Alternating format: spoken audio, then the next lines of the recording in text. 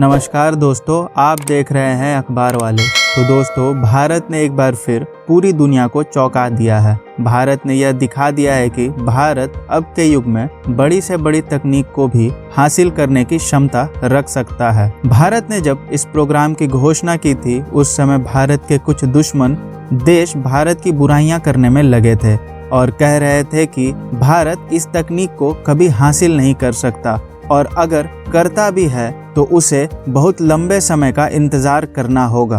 भारत उस समय चुप रहा। भारत ने उनका जवाब देना ठीक नहीं समझा, लेकिन अब भारत इस तकनीक को हासिल करके उनको भरपूर जवाब दे रहा है।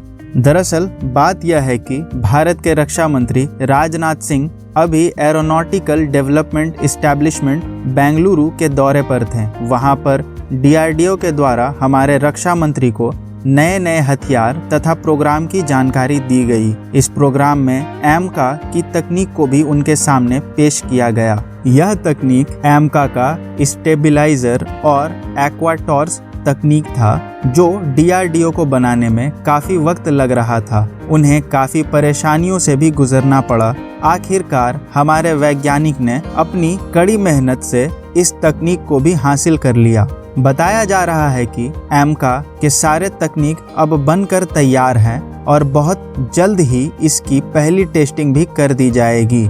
इसी के साथ साथ हमारे वैज्ञानिकों ने एमका की लैंडिंग गियर को भी टेस्ट किया।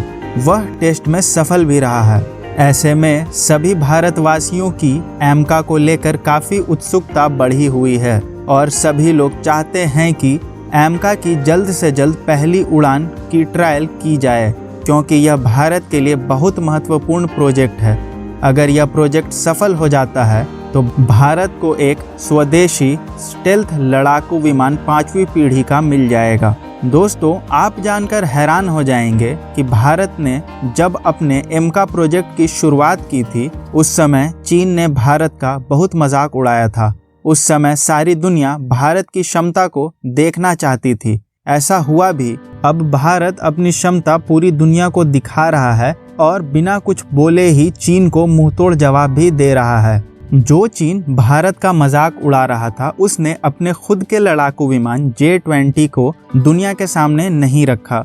चीन दावा करता है कि उसका यह विमान 5वीं पीढ़ी का है और स्टेल्थ है। अब भला चीन ही जानता है कि उसने अपने लड़ाकू विमान को दुनिया के सामने सार्वजनिक क्यों नहीं किया। दुनिया के एक्सपर्ट्स यही मानते हैं कि चीन का लड़ाकू विमान J-20 एक खतरनाक लड़ाकू विमान है, लेकिन वह पूरी तरह से स्टेल्थ नहीं है। ऐसे में वह रडार के पकड़ में आ सकता है। हालांकि भारत भी 5वीं पीढ़ी का स्टेल्थ लड़ाकू विमान बनाने की तकनीक को हासिल करने में लगा हुआ है और धीरे धीरे भारतीय वैज्ञानिक इसमें सफल होते भी नजर आ रहे हैं।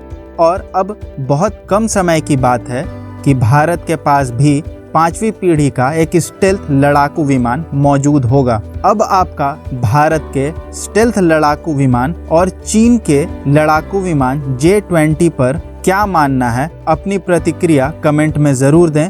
वीडियो पसंद आई है तो लाइक करें, शेयर करें और सब्सक्राइब करें। धन्यवाद।